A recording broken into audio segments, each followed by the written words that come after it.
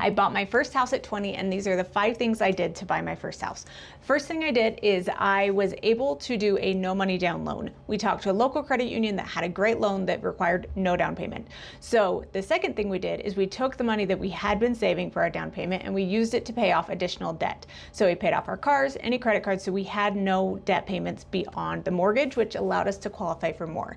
The third thing we did was, in saving up for our down payment, we used our tax returns to save up and just saved as much as we can. At that point, I had 2 jobs, my husband had a job, so we were saving like crazy. The fourth thing we did is we lived in a really cheap, affordable apartment.